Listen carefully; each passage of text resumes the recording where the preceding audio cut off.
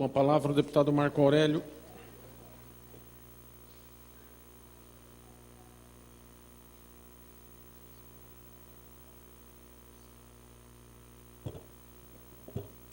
Senhor presidente, nobres deputados, trabalhadores dessa casa e a todos que nos acompanham aqui na Assembleia, pessoalmente ou pela internet ou pela TV Alesp, meus cumprimentos. Eu quero primeiro dar os cumprimentos aos trabalhadores da saúde do Estado de São Paulo, que estão no movimento de resistência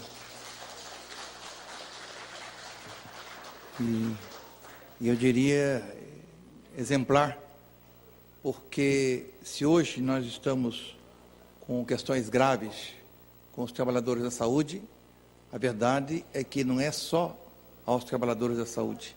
Nós temos também outras categorias do Estado que também estão sofrendo pelo governo atual.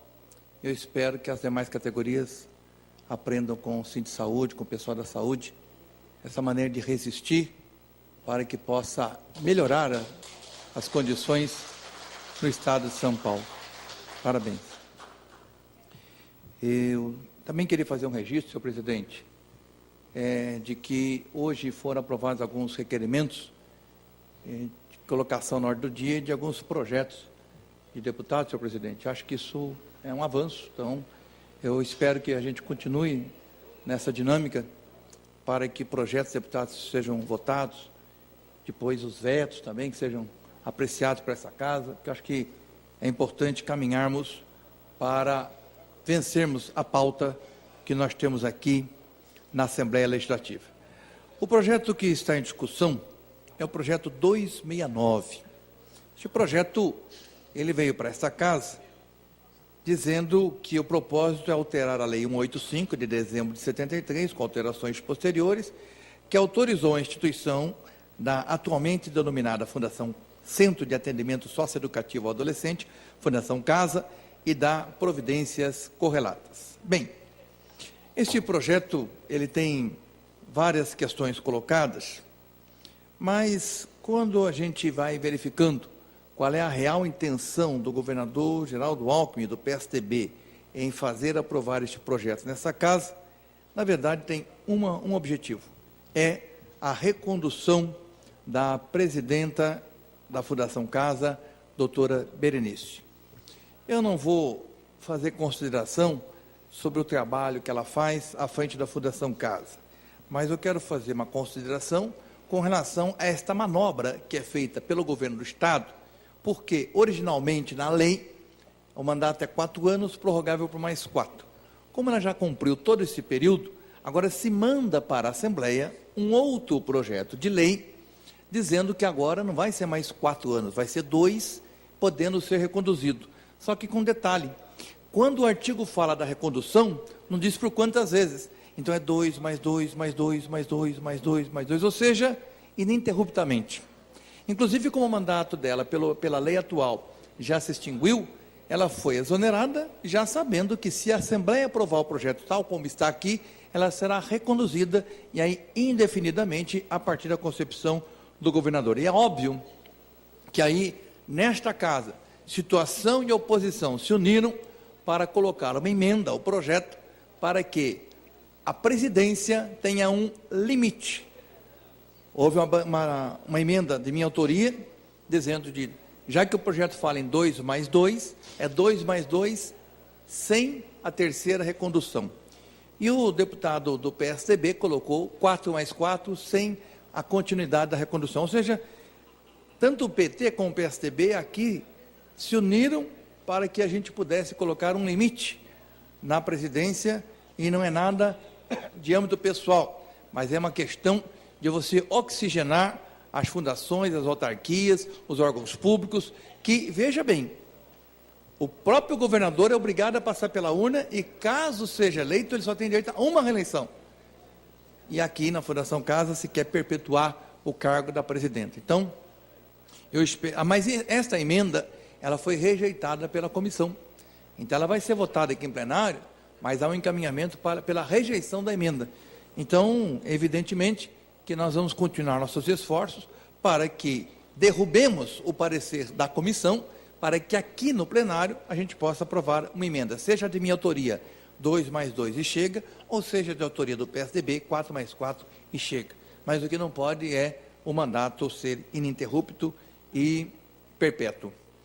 A outra questão é também importante que o projeto traz, é que ele tira o CONDECA para a criação de um conselho. O que é o CONDECA? O CONDECA ele foi instituído pela Lei Federal 12.594, de 2012, que fixou as competências da União, dos Estados e dos municípios para a implementação dos SINASE nos Estados e atribuiu, dentre outras, a competência do Estado para formular, instituir, ou coordenar e manter sistema estadual de atendimento socioeducativo, respeitadas as diretrizes pela União, e elaborar o Plano Estadual de Atendimento Socioeducativo em conformidade com o Plano Nacional. E nestas diretrizes, coloca-se de que existe o CONDECA, que é um organismo, um conselho, que regulamenta, que fiscaliza, que acompanha as ações socioeducativas. E quando o Estado manda um projeto de lei para tirar o CONDECA e criar um outro conselho,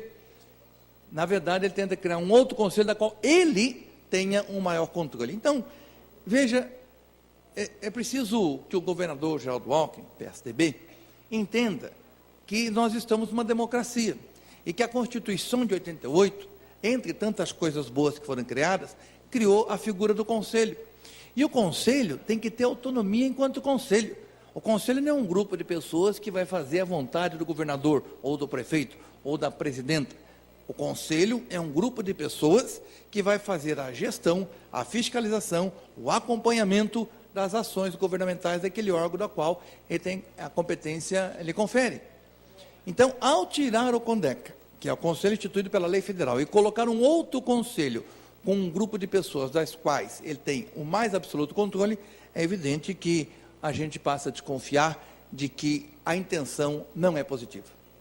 Veja que, dentro desse conselho, eu até cheguei a falar, bom, já que se vai ter esse conselho, que pelo menos coloque alguém da Comissão de Direitos Humanos, né?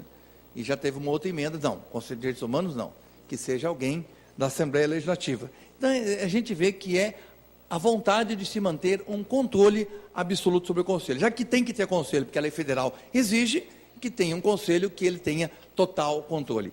Isso é um descaso com a população, com a sociedade, e evidentemente que nós não podemos ser favoráveis. A outra questão é a questão do repasse de responsabilidade para os municípios.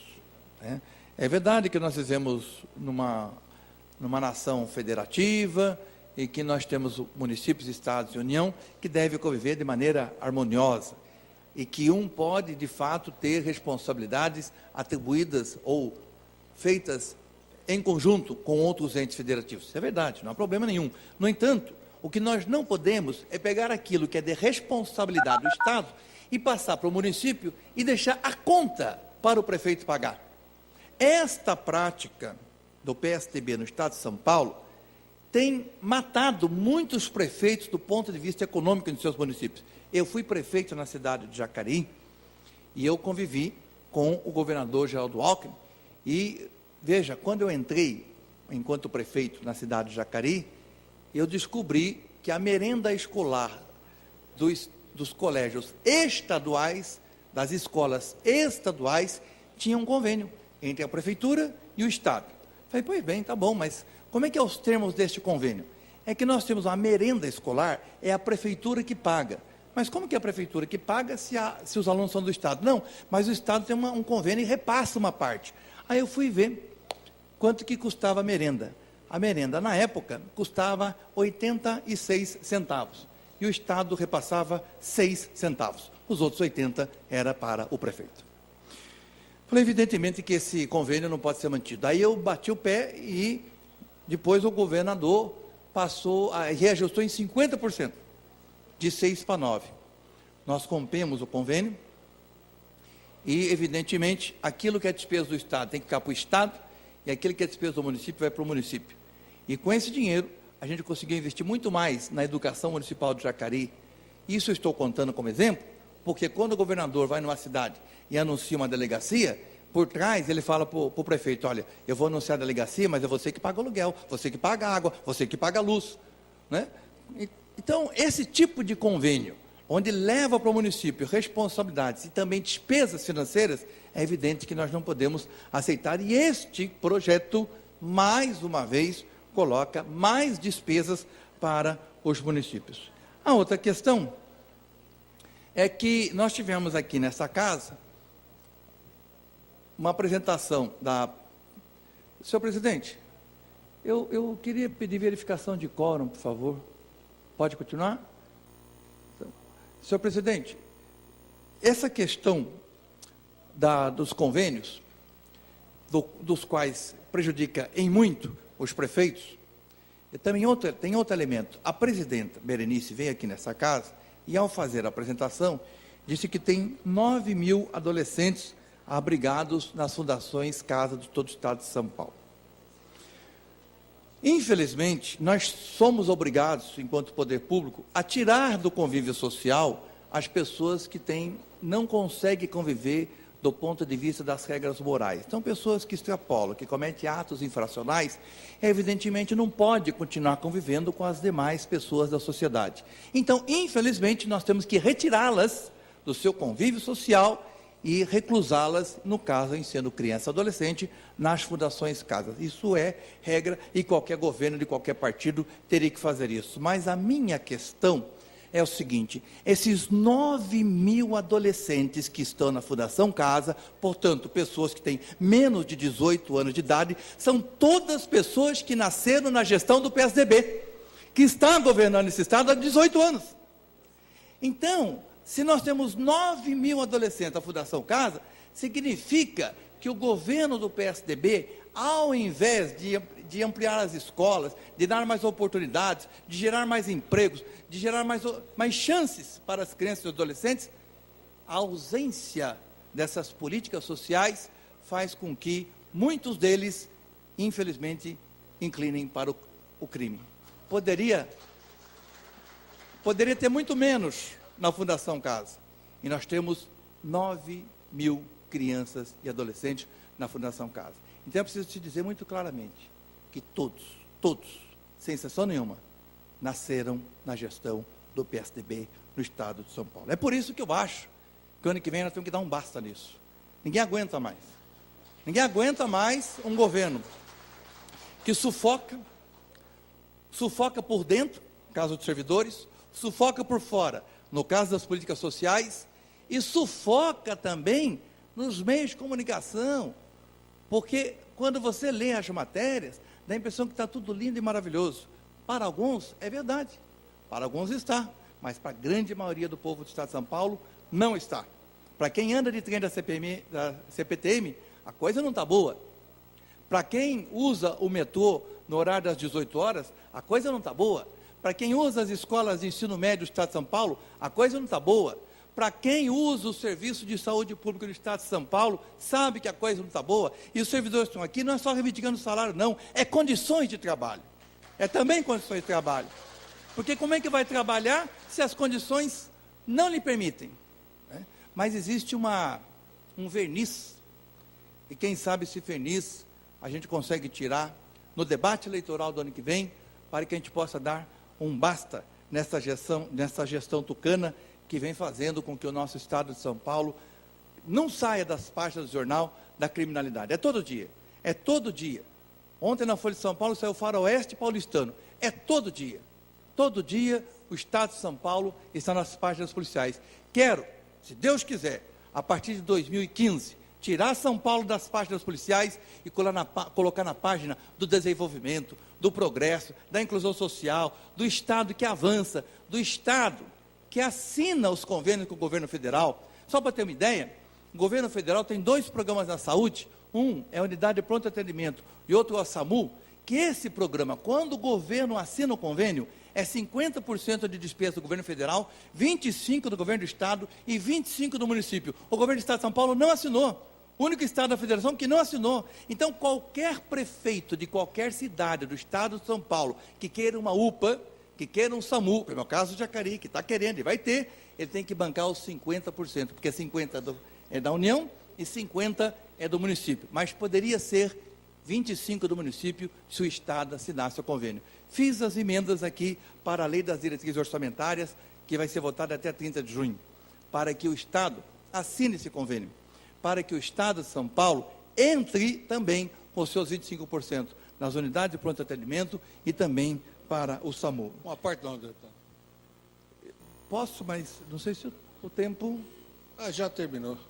Mas é um imenso prazer, não há problema. Só em 1 minuto, ou menos do que isso. Eu teria oportunidade, exatamente tenho evitado a partear, porque obviamente nós temos interesse em votar o projeto que está na pauta. Mas eu acho que todas as observações que Vossa Excelência fez, nobre deputado, e o senhor sabe do respeito que tenho por Vossa Excelência, pelo seu trabalho, pelo seu passado e pela sua atuação parlamentar, merecem uma consideração que eu farei oportunamente. Muito obrigado. A respeito tanto do problema de segurança quanto do problema de saúde, não apenas em São Paulo, mas em todos os estados brasileiros. Muito obrigado. Muito obrigado, deputado Barros Munhoz. E, por fim, eu só queria registrar mais uma vez, senhor presidente, de que a gente fala da Fundação Casa e a gente fala que tem que investir mais nos estudantes, na educação. Então, senhor presidente, mais uma vez vou colocar aqui nessa casa 800 alunos do Litoral Norte que fazem faculdade em São José dos Campos, Taubaté e Jacareí, não estão podendo assistir às últimas aulas da faculdade, porque se eles assim o permanecerem, ao retornarem para o Litoral Norte, eles entram no horário de detonação das rochas, que é da meia-noite às 4 da manhã. E os estudantes pediram para o governador, eu também pedi para o governador, para que ao invés de interditar a Tamoios da meia-noite às 4, interditasse da meia-noite e meia às 4h30. É um pedido de postergar meia hora, sem prejuízo de dar as 4 horas de interrupção da pista. Pois bem, até hoje esse pedido não foi atendido, senhor presidente. E os estudantes do Litoral Norte têm que sair mais cedo, não podem assistir à última aula da faculdade. Por isso estão perdendo parte da faculdade. Então, meus amigos, o Estado de São Paulo tem que dar uma guinada e fazer investimento é na educação, é na saúde, é no social, é nas pessoas, é nos funcionários, porque enquanto estiver mandando projetos de Fundação Casa, para que a gente torne o presidente eterno, não é por aí que São Paulo vai desenvolver. Muito obrigado e parabéns mais uma vez a todos vocês.